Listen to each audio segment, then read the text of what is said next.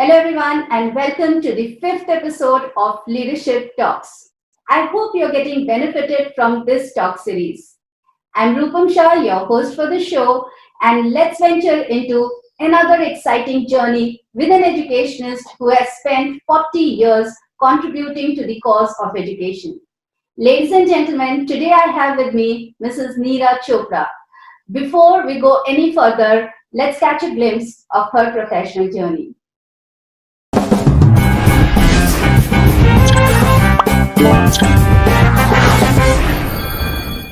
Mrs. Neera Chopra is an educational analyst. She is a master trainer with CBSE.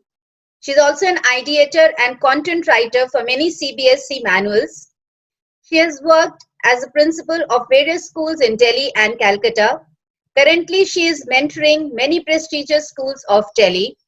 She has traveled extensively to conduct school audits and workshops in India and abroad.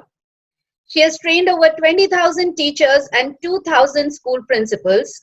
Her area of expertise is accreditation and affiliation, leadership and team building, system analysis, innovative integration in curriculum transactions, especially pre-primary, setting up resource center, and life skills integration in schools. Welcome, ma'am. Welcome to this talk series. To begin with, I just want to ask you that you've been a principal, you've been a teacher also, principal also. You've worked as a teacher trainer, as a leadership trainer, also as an academic analyst. Which particular role did you enjoy the most, and why did you enjoy that? Actually, the term I would like to use for myself would be educator. Because in all these spheres, whether it's in the pre-primary, primary, or as a principal or as a trainer, I mean, it's the purpose of education, whoever your audience may be. So as an educator, I have really enjoyed my journey of which has been more than 45 years now. And because one thing is there, I am very, very passionate about it now. I started as a reluctant teacher into things like, that who wants to be a teacher. But ultimately, about 7, 8, or 10 years into the teaching line, I realized that this is what I'm meant for. And ever since then, I've been passionate. And one thing I can tell you, I've enjoyed every day of my work, all these 45 plus years. That's lovely. That's lovely. That's great, ma'am. Ma'am, it's almost over for 17 years now that you have been advising the schools and the school leadership. What do you think are some of the gaps which you really commonly find in the Indian school leadership? I personally feel there's certain things which we need to do, which are a must for a leader. One is that the leader has to be seen doing things. So for doing that, you need to be taking rounds. Unfortunately, I find nowadays at least that people are more and more immersed in their school work or administrative work as principals, which I think they need to kind of maybe do after school hours or whatever. And definitely be taking rounds. One is that. And secondly, I don't find most of the principals teaching any law. Teaching the students is very important, your own subject, because as a leader, you have to be the role model. So, it should be that you could invite any teacher, come and sit in my class. You should also be writing a plan. And if anybody is not up to it, say, okay, have a look at mine. So that they don't feel that we only know how to tell them what to do and not do it ourselves. Yeah. Or get into that complacency, I have so much of admin work, the department keeps me busy, the board keeps me busy, the management keeps me busy. Finding one period a day, I don't think it's very difficult. And in Delhi, in fact, in DSAR, it says that the principal should take 12 classes. Yes. You get to know the pulse of a senior class. Don't take a board class, take the 11th standard. And they're going to be the leaders of the school the following year. So it's very odd within the 11th standard itself. So if you know the children well, you know exactly what's happening in the school. Correct. Okay, so there are two things that you highlighted. One is that the principal should be seen more often taking rounds. She should be seen at different places in the campus. And along with that, teaching is very important. Every principal should be teaching. Or also, I feel that if the principal is teaching, that also is helpful for the teachers to see what's the ideal way of teaching, or maybe she's modeling teaching. So to some extent, she's presenting herself as an instructional leader as well, modeling Exactly. the right kind of teaching. Ma'am, it's about learning leadership. A leader specifically has to keep on learning. So, what do you think? How are or what are the various ways by which a leadership can grow through learning? You know, actually, if you look at it, everyone is a lifelong learner. And Mhm. we especially so because we are in that field. And once you have to keep up to date, it's no longer valid that education is stagnant. No, Mm. there's been a lot of change. I would say, in fact, sea change the world over. See, look at it today. For example, did any of us even think, Mm. about a month ago that we'd be all doing everything online? Correct. So, unless you were already ready for it or trained for it, so the main problem I find is that leaders don't read enough. Mm. So it's like the teachers who don't read. Whenever they come for interview, ask them, "What are you reading these days?" "Ma'am, I am not reading." "Okay, newspapers." "No, as and when I get time." This is like a necessity. It's like a doctor not reading and treating. Can you imagine what they would have learned about 20 years ago or 30 years ago in their MBBS or in their qualification? It doesn't even hold good Yeah. because new diseases are coming up. How will you go to a doctor who doesn't subscribe to some journals? So, I would love that if we could prepare some kind of a survey and find out from heads of schools all over the country, what are they reading? Mm. Okay, don't read books if you don't have time. The net is available for you. Yeah. It's there in your hand, in your phone. We are all making a journey to the school, going in the car, going anywhere, anytime. There's so much to learn and then to apply it and to see whether it works or not, talk about it. So you need to have this kind of a learning attitude. And in fact, I remember when CTET was started for the Yeah. teachers, I Mm. had recommended to CBSE that how about having some kind of a thing for the principals? Because it's no good if the teacher is passing and Yeah. the principal doesn't even know some of the terminology that is there in the book. Correct. Correct. Abroad, they have a system, or many other places also, they have a system that you don't get a raise or an increment unless you publish something every 3 years, take part in seminars or do some research, Mm. and only then can you kind of go forward in a career, including basic increment. It is linked to how much of learning there is, in fact. Absolutely. So it is so important that they should be going ahead and reading relevant books or articles at least which are there on the internet. And as you said that if you go outside, the increments are linked to some kind of research which they're doing, and that should be published. And I think yes, that also builds up the accountability on the school leader to remain updated. And as you highlighted that CTET, if suppose the principal doesn't know and the teacher knows, so now that's the huge gap. So leadership has to keep on continuously learning. So, ma'am, as a leader yourself, what were those good practices which you did as a leader, which yielded really good results inside your school? You know, I was lucky to have got a mentor quite early in my life because I started heading a school at the age of 28 only. And in fact, to start a new school in a place like Delhi, and I was coming from a small town. And this mentor told me that some of the things that again, visibility as a principal. So it was like this that if you are teaching, then you should also have a room in the table in the staff room where you could ask for your notebooks and checking. You should be seen at least once or twice a week sitting there and checking those notebooks.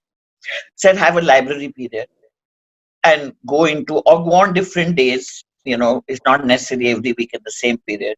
So children also see that the principal has got the habit of reading and taking rounds. And what I used to enjoy is I would never take a round at the same time every day. It would be 2, 3 different times. It was very good because I gained weight after I stopped being a principal because no more rounds were happening. And then plan a different route each time.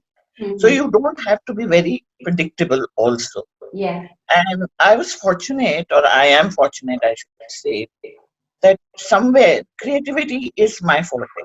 Mm. So with the result that every time attempting something different was also there. I used to even meet the school leaders once a month and have a cup of tea with them Mm. so that you're in connect with the teachers, you're in connect with the have a cup of tea in the staff room once a fortnight, if not more. So meeting the teachers. Also, I would be standing when the teachers walk in or when they're leaving at the end of the day. So that sometimes you have a very small issue you want to discuss. You are there. Mm. Otherwise, the teacher has to come all the way in a free period just to meet you. And you could be talking to somebody else. Though we did, I'd had a walk-in system. Yeah. As a principal, I never had a peon outside my room. You Mm. know, it was not required, Okay. really, if you look at it from that angle. Mhm. So, these things again, high on visibility Mm. and doing the things which you should be doing. Mm. And so you are seen more as a doer than just kind of telling people what to do. And lastly, not very particular that everything should be done the way I want. Mm. Encouraging them to have their own creative ideas. And also, sometimes, if it didn't work out, it didn't matter. Because for me, that unless you make a mistake, you don't learn.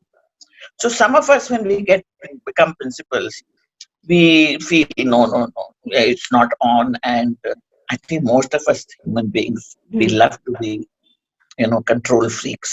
Mm. So I don't think I am one. Of course, there will be many people who won't agree with me. And I do remember once a teacher asked me, "Ma'am, we do so much hard work and you still feel we don't work. What's the problem?" I said, no, your definition of work and my definition of what is work are two parallel lines and maybe they'll never meet. So Mm. that's where the problem is. Okay. You've highlighted quite a few very, very important points. One which you said is to be seen inside the staff room doing some work, to be seen inside the library doing some work. And you said that you did not have a peon outside your office so that anyone can walk in. So it's like an open door policy. You would see the teachers off when they're going so that small issues can be discussed. And also, one more important thing which you said was that you would let the teachers do things, and I think that's one of the example, one of the core ways by which the leader grows leadership, which it's like distributing a bit of power and saying that okay, go ahead, do it, I'm standing, but you do it yourself. So that's a lovely way of growing leadership as well. The next thing which I would like to ask you is about you've been very rigorously engaged with CBSE on the teacher training program, and you have done a lot of trainings inside India as well as outside. What do you think is the status of the teacher quality as of now in our country? And what do you think are the things which we still need to do? You know, we have miles and miles to go. Really, I'm reminded of Robert Frost Mhm. that we still need to go so many miles, but we made a good beginning. And see, earlier schools didn't even have any budget for training. Professional development was not a subject or a part of our budget. Now, fortunately, because we have to pay for it, get it done, so it's happening, but still one body doing it is not sufficient. Then I think our B.Ed also needs to be revamped. For so many years, there was resistance to even making it a 2-year course. Mm. Then finally, when it's 2 years, I think 1 year should be intern because hands-on learning is the best kind of learning. So again and again, I compare teachers to doctors. So Correct. unless you're there in the field, nothing is going to happen. And the other main problem is you don't get the desired qualifications of the teachers, or even if we do get qualified teachers, then they don't have the other soft skills. So they are not a part of our curriculum. Now, all this has crept in. It is a beginning, but we have started late and we have a lot to catch up. And that's the reason that we need to speed up and assume that everybody will do a lot of self-learning so that we are at par with the best of countries, because it has been proved that brains we have, Yeah. but how to utilize them. Because right now, I remember when we started early and we started workshops on thinking, teachers would say, ma'am, thinking? How can you teach thinking? Thinking happens naturally. I said, no. Mm. What happens naturally is that your mind is never idle. But what is important is what you're thinking. Because problem solving is as simple as what to wear today, what Mm. to cook today. The problem solving is not that my car is broken down on the road, but Mm. even that should be known if I'm a driver. So, Yeah. it's very important that you know all these things before you realize that it's kind of too late or I can't do it. And so it has to become a part and parcel of our what we call now life skills and soft skills. I was lucky to have gone to a school, where 50 years ago when I passed out also, I Mm. was more equipped at that time. Mm. And the things that we had as a part of our curriculum and our life in school is what now we are busy telling people that you need to have this sensitivity and you need to have life skills and so on and so forth. We were fortunate again to have a leader, a principal who Yeah. was way ahead of her times, a British lady. Mm. And so 50% of our time today is, I think, about. Right. Great. So, ma'am, you said that there is a huge gap still. We are not able to meet the needs as such with the kind of quantity of teachers we have, but we are not able to actually train all of them simultaneously with the requisite amount of skills. And I've had Professor Handu and Bala Subramanian sir also on this show, and they've also told about that the B.Ed programs need to have the internship factor over there, and a 2 years program which is more skill based. So how do you think, ma'am, that we can actually massify this? How is it that we can reach out to the maximum lot of teachers and go ahead and do the skilling which is required? You see, in fact, if I were to add to the last question a little bit, was Hmm. that also we need to enhance Hmm. the salaries of the teachers for the simple reason that anybody who does not fit in anywhere else goes in for teaching. And Hmm. that's the impression everybody has. There are Hmm. very few people who come into teaching by choice, even Yeah. women. Hmm. But now things have become better, but Hmm. still, even in a place like Delhi, you can't expect one gentleman who's working as a teacher to Hmm. be able to afford a family, with a house and a vehicle and eating and so on and so forth. Even in double income, they just about make their ends meet. So besides that, so it needs to be linked, and teachers need to be motivated, self-motivated, Hmm. that I need to improve my skills, whatever I'm not good at. And now this has shown us this present last 1 month that how on our own we can learn a lot and or anything, because you learn a lot when you observe and then when you try it on your own. So all these things, it has to be kind of together. It has to be from all sides: teacher training from CBSE, from government, self learning, online learning, lots of, till some years ago, even I didn't know that Harvard has a special course of reading with comprehension. One is reading, learning to read, Hmm. the other is reading with comprehension. Hmm. So, how many language teachers focus on that the child not only has to read, but has to also learn to comprehend what you're reading? Hmm. Right, right. Ma'am, one of your core areas is the early childhood education, and you've been mentoring schools towards setting up the primary, pre or the pre-primary schools. So, what do you think are certain areas which are basically neglected or should be really focused for this particular age group? You know, one of the problems we have is, which is that our qualifications for a job as a principal are that the candidate should have at least taught for 10 years as a PGT. Yeah. So what is happening, I'm noticing that you're getting nice set of young principals, but they have never even taught sixth, seventh, eighth. Forget about teaching the primary or the pre-primary. Mm. And the base is pre-primary. followed by primary. What they learn in pre-primary, then in primary they work on it and practice till it becomes a part of their lifelong learning. I'll give you a very simple example. Now, English medium schools are a craze in our country to the extent that government wants EWS also to learn. Yeah. So actually, for every Indian, English is a third language, Hmm. because most of it may not be in the south. So let me not say every Indian, but for example, the entire northern area. So first is your mother tongue, second is Hindi, and then third is your English. So if I don't understand English, if I don't know read or speak, then what is the point of my studying in an English medium school? Now the problem is in the schools. We don't teach the language the way it is meant to be there. You've gone to school, so I'm sure, not only you, everybody who's probably listening or watching to this program. Now, if you all remember, the first thing you were taught was writing before reading. Whereas in any language, the LSRW Right. syndrome, I mean, it has to be followed in that order: Correct. listening, speaking, reading, and writing. So, what comes before writing is reading. But none of our children can read before writing. The first thing is writing. So, what is the child doing? Doing rote learning of that image or picture or whatever the child may be thinking it is. It's like, I give you a piece of Chinese paragraph and I say that tomorrow I'm going to take a test on this. So what will you do? You try and memorize all those, characters of the Chinese handwriting, because you can't read that, so you don't know. So our children are writing first and then perhaps learning to read.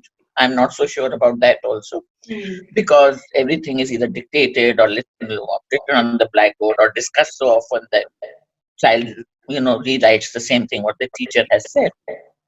And we teach them capitals first under the garb of it's easier to write. I'm sorry, it's not. Okay. Anyways, we need a full-time workshop on that. But where do you read in capitals? Is there any book, any journal, any newspaper? No. So why the capitals first? Then secondly, we insist on cursive writing. Now, the running handwriting has been taken up as cursive. Cursive is very, very laborious. And with the results, you may even start disliking handwriting. And now in this day and age, print your entire computer. Where is the cursive? Why are we wasting children's time? And again, for a child at a young age of 3, 4, 5, when they're in the process of learning all this, they find that what they're writing from what they're reading is totally different. So where is the problem? We teach in print, and then we have to learn in class 3 or 4 to have a running hand. Then running hand is what we are kind of naming incorrectly as cursive. So we made sure that our children don't know reading, so they rote learn, and then they don't comprehend. So with the result, you see that one word in the question, and you are busy writing an answer. I remember children coming back after their board exam. Ma'am, I wrote everything that I know. I said, but they didn't ask you. They didn't ask everything that you know. A question is very specific. It needs a specific answer. So that problem is there. And best of schools with best of results are not following this system. Absolutely. These are such very important things which at the early childhood, in case if it is taken care of, I'm sure that the child will be finding it much more easier and smoother to learn and more enjoyable as well. Ma'am, we know all of us are in this difficult situation right now, COVID. How do you envisage or what do you see post-COVID education world?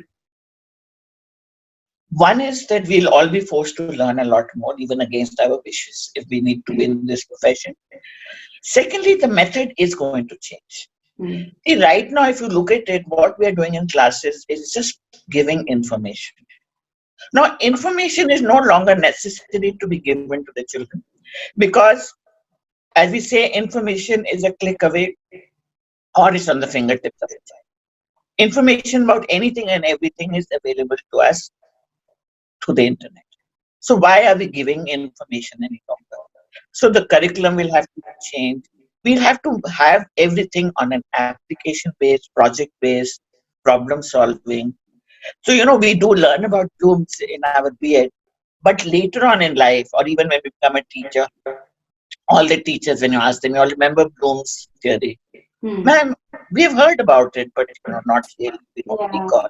Hmm. So it's just a system of like, in BEd, we know the theory, but we've never applied it. Right. So we haven't.